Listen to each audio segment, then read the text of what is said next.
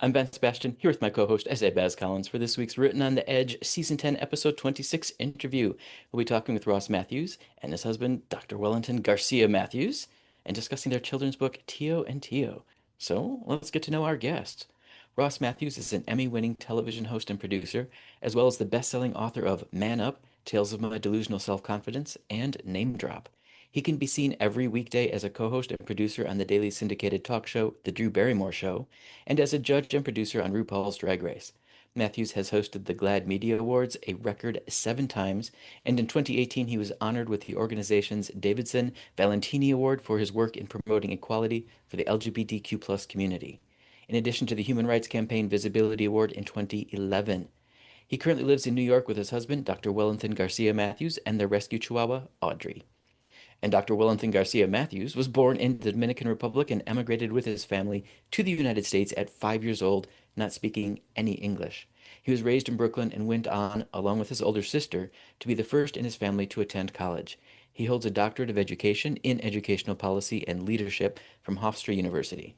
He has served in the field of education for over a decade in the capacity of a primary teacher, assistant principal, director of curriculum and instruction, and associate director of ENL and equity in New York.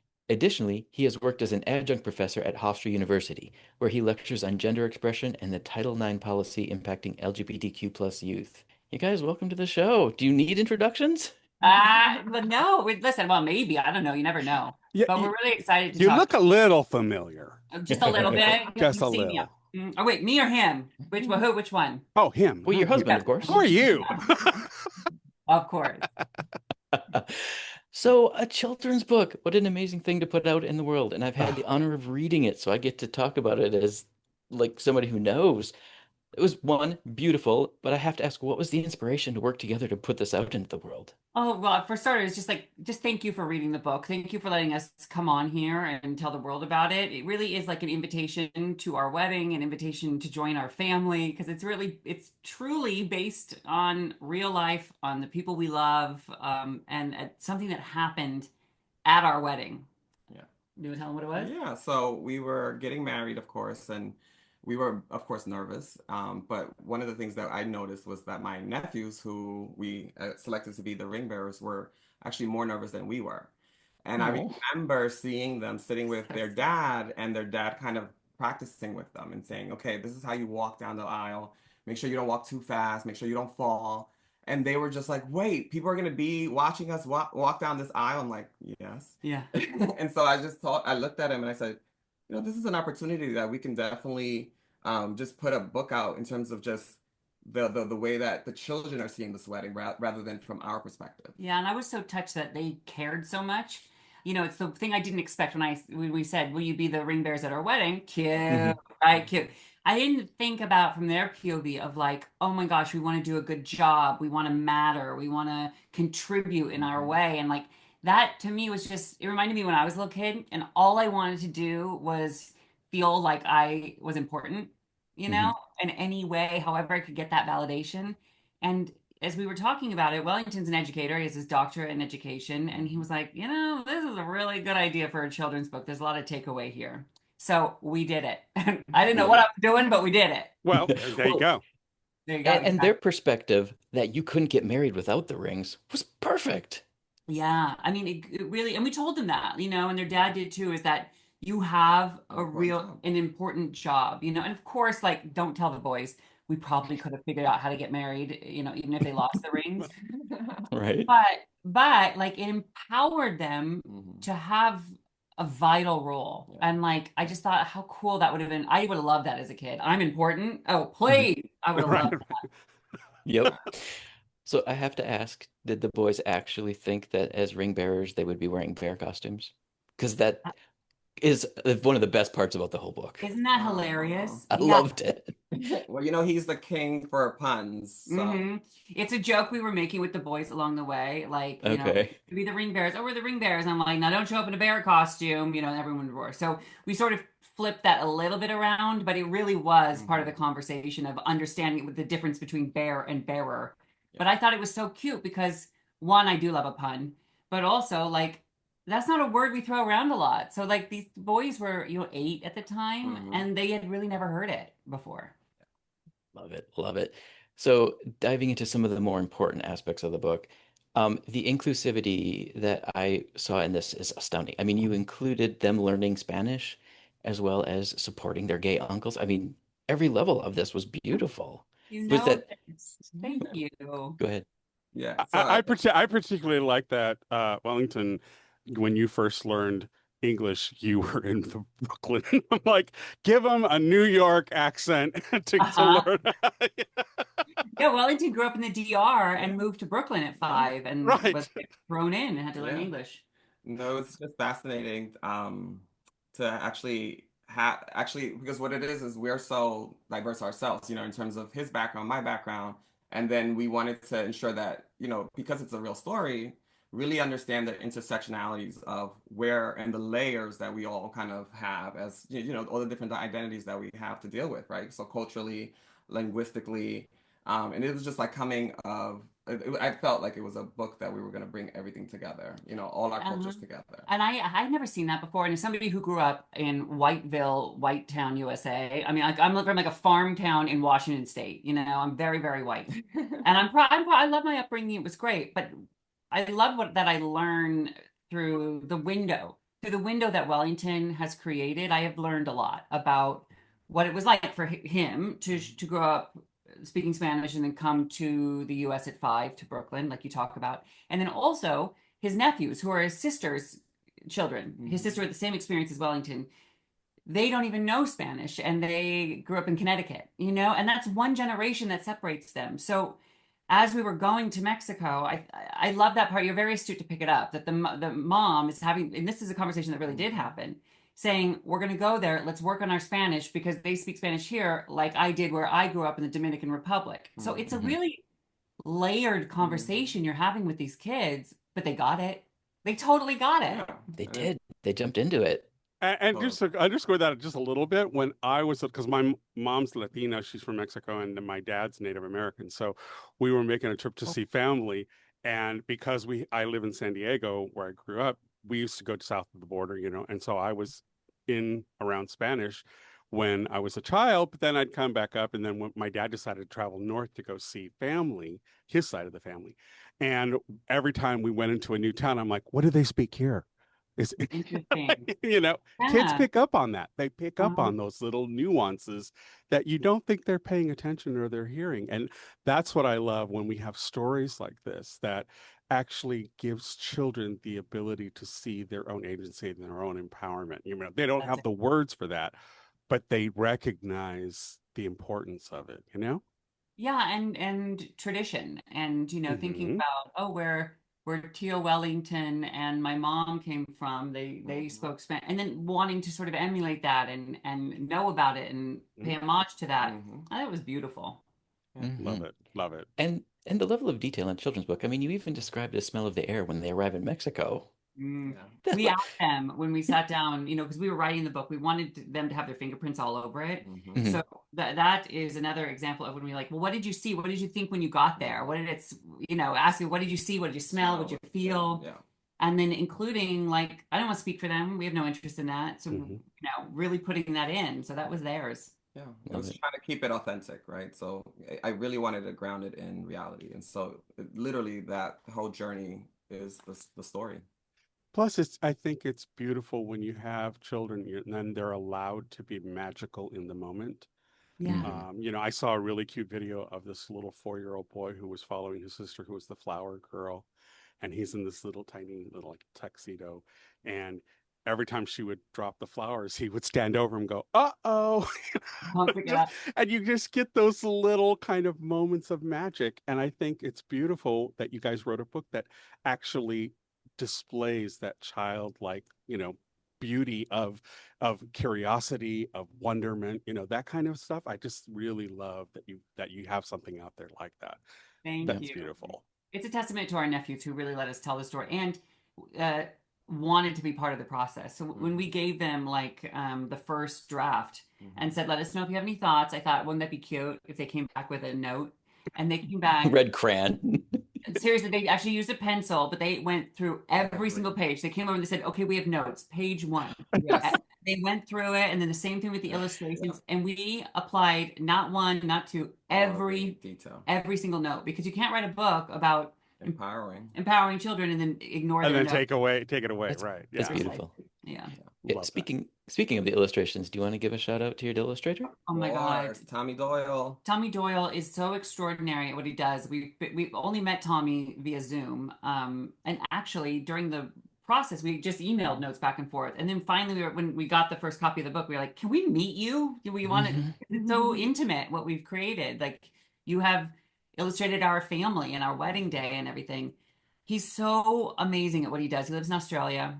And he's a great, we looked at a bunch of illustrators, talked to a bunch of people, considered a lot of people, but there was just something about the expressiveness and the light. And just how bright and colorful all his other illustrations were. We were sold once we saw the I color. just felt an energy in every illustration. It wasn't just a pretty picture. I was like connected to it in a way.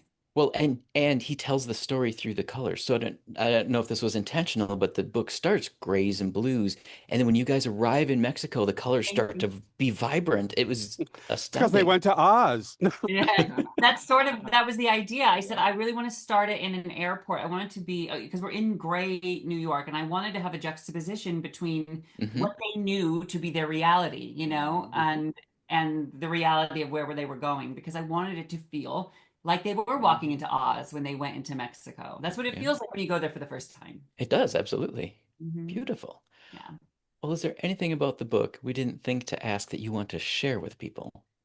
Well, I just want everyone to know that, like, it's really a book for everybody. I just feel like if you've ever been a kid, or you know a kid, and you understand the value in the contribution to the family at any age, this is such a universal story. It's not about us. When you read the book, you realize it's not about, that's why we're in the cover, we're like the farthest back, because we're simply the setting. It's about two little boys who want to show up for their family.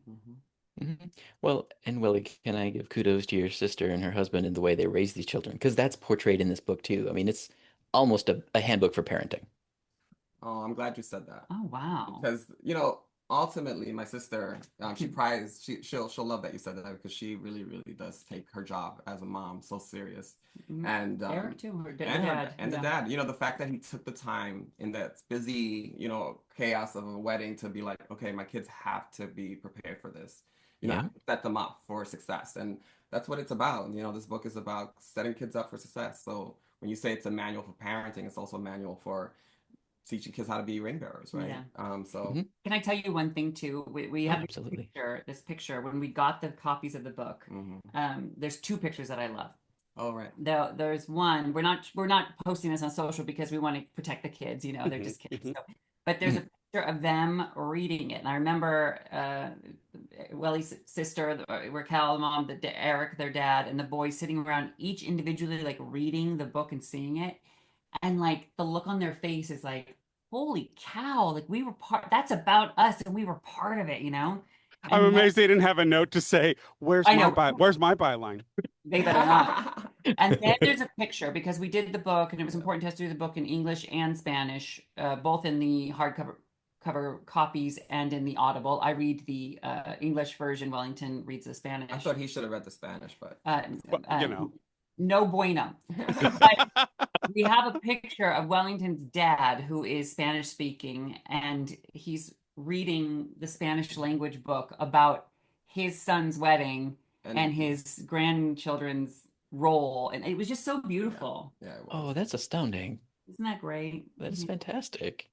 You guys, it's a beautiful book. Thank you again for putting it out into the world. I've already shared it with my family. Good. Good. So, I enjoy it. And thanks for giving us letting us on your platforms. We can tell more people about it. Oh, we need to tell everybody about it. Yeah. The world needs to hear about this. Yeah. Do you guys have a moment for some get to know you questions? Yeah, absolutely. Sure. All right. As Baz asks these, you can either answer as a couple or individually, however you want to approach it. Okay. All right. Well, in diving deeper into the weeds with you both, can you name a movie that was better than the book? Oh, Bridges in Madison County, hands down. Okay.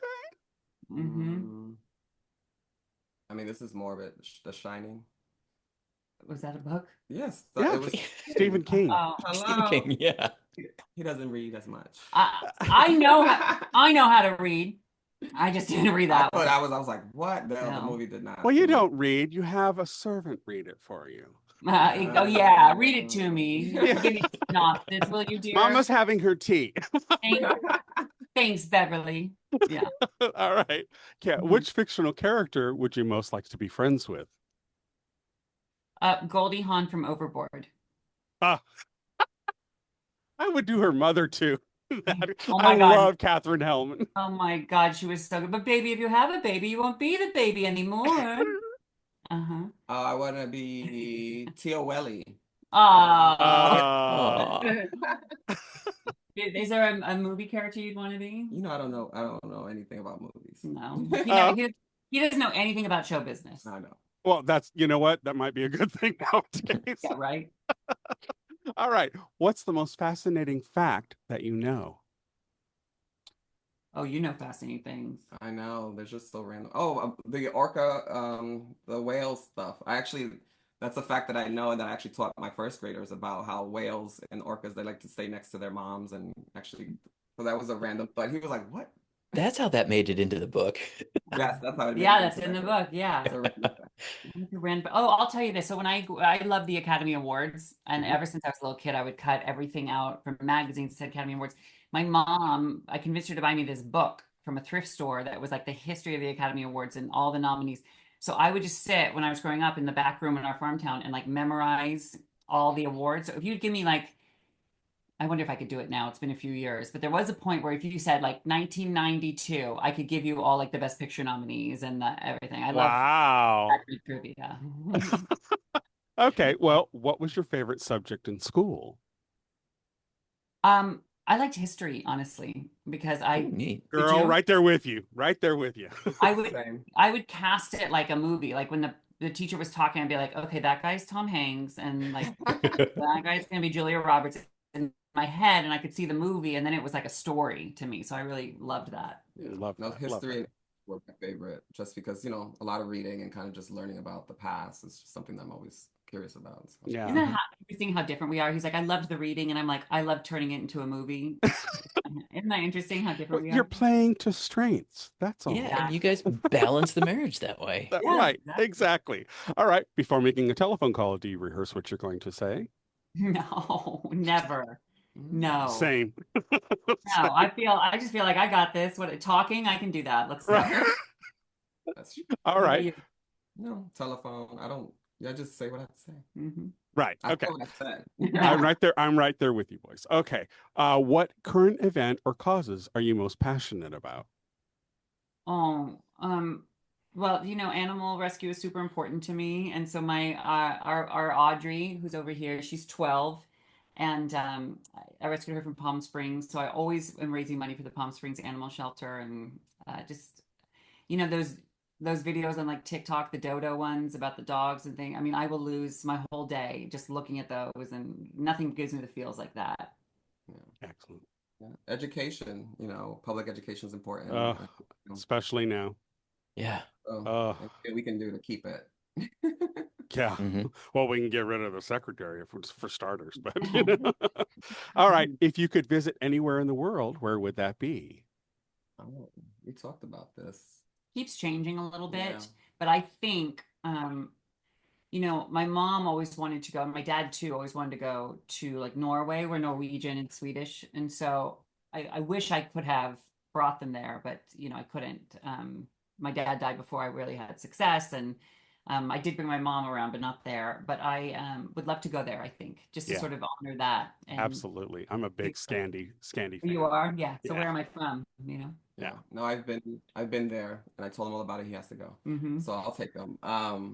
For me, I was thinking about going to Greece and also Japan. Oh yeah. Mhm. Oh, ooh, nice choices. Nice Nice choices. It's hard to choices. get us up though, right now. Yeah. I've just been working so much lately. I'm so grateful, but I'm like, can I just sit here for a little bit? Can I just sit? And so I think maybe next year we'll travel a little bit, but this summer I'm horizontal. That's, girls got to do what a girl's got to do. Thank you so much. All right. All right. Well, who, if anyone, was your first celebrity crush?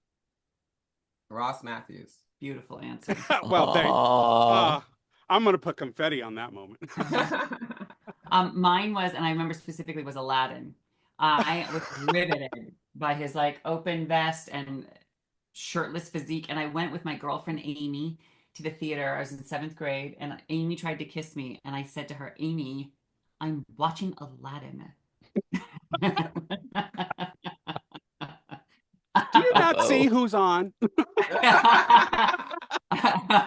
Yeah, I was just like, oh my God, he was so hot in that movie. It was an awakening for me. Right. Well, there you go. Okay. Well, final question. What is your personal favorite recipe that you make, and are you willing to share it with us? Oh. I cook all the time. I was gonna say whatever he's cooking is mine. He lets me cook all the time. So I have my recipes. I create recipes all the time. I love making soups because you sort of, it's a taste and stir, this recipe. But I will tell you, the thing I'm really obsessed with making is every Sunday I make him these breakfast bars that he eats all week, and then I get into him too. But it's just like oats and seeds and nuts and dates, bananas. and we put a banana in now, so there's no sugar, and it's super good for you. It's great fiber, and it tastes delicious. So I've been perfecting that every week for a few months now, and I really think I've zoned in on it, and it's great. Awesome. We'll be looking for those Ross Bites to come to your local grocery store. Yeah, I'm going to put it on Ross Bites. That's Ross good. Bites, that's a good name. I'm going to put it on my social media so people can start making it. There you Perfect. go. Then I have recipes.com. People can get a bunch of my recipes there. Okay. Love it. Love it. All right. Well, you made it through the list. Bravo, boys. Thank you. That's a fun way to really like get to know people. Bravo. Well, Thanks. we can't claim complete credit because we lifted the idea from James Lipton. So. Yeah. Of course. Yep. I loved that at the end of Inside the Actors Studio. Every episode, that was the best part. Yeah. Yep. So, are you guys working on a future project together? Yeah, so when the day the book came out, Gail King surprised us and told us the publisher wants a sequel. So we have there you go. It's going to be a Tío and Tío story, and it's going to continue following the boys. And we know exactly what story we're going to tell, because when we were thinking about, do we want to write another book? I said, well, we both said, we don't want to make it up. It's got to be based in something that happened. So we were like, I don't know. And then, the more we hang out with the boys, the more conversations we're having. And it hit us like a ton of bricks when we had this conversation. We're like, there's the book. Yeah. There it is. So I cannot wait. Can we come back when that one comes out? Absolutely. Please do. Yeah, absolutely. I love it. Right. Excellent. Well, where should people go? Which social should they follow to get updates on that book and future projects? So my website's Hello Ross, rossippies.com. My Instagram, Hello Ross, Wellington. Dr. Garcia-Mathews. That's Instagram, all across all other platforms. Perfect. And we'll share that with this episode too. Right. Do you guys have any final words of wisdom? Just thank you. And, I just would love people to reflect when they were little kids and thinking about if there was a moment in your childhood where you remember, and we still hold on to it, I think, where you felt like you mattered for the first time. And think about that, identify that, and then read this book. And I think maybe you'll understand, and our hope is that the boys forever will remember that they could be scared, take on a big responsibility, and see it through to the end and succeed and matter and contribute. Like, that's the first thing we started talking about, but I think it is so formative for every human. I think we can all go back and identify a moment when we felt that way. And I just love your listeners to think about that, and then please check out Tío and Tío and read about it. That part right there. Also encourage you not only check it, read about it, but share it with the rest of your family, because this is a family book. Yeah, absolutely. 100%. Absolutely. Read it with your kids. It's a great gift for kids who are participating in a wedding or have a big responsibility.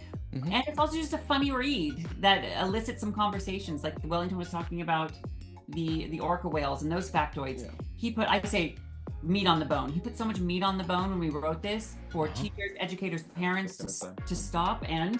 No, it's just stop and actually take a moment to process what's happening in this book, because there's vocabulary, there's actual science facts that are so critical, especially at that age, to kind of just learn. And as an educator, I've always been looking for a book that I can read out loud to my class and actually have so many takeaways, and that's exactly what we delivered in this book. So You absolutely did. Yeah. And Not, I'd like to not say, to toot our tutor, but we did. We did a good job. I'm really you absolutely did. Bravo. Thanks. And my niece wanted to say thank you. She had started learning Spanish, and she said it was wonderful to see Spanish used in her words, Spanish used in an English book. So, oh, Great. great. Good. Thank you. Oh, that means a lot to Say, us. Gracias. Muchas gracias. There you go. Thanks. Much grass. Yeah, exactly. That's what I said. all right. Well, Ross, Wellington, we'd like to extend a huge thank you. Thank you for putting your book out in the world, as I've said many times, but thank you for coming and talking to us about it too, so we can share it with the world. Thank you. It means a lot to us. Thanks for having us on.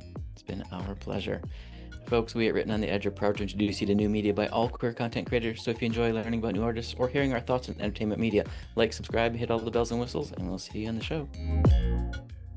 Bye now. Thank you. Bye, guys. Thank you so much.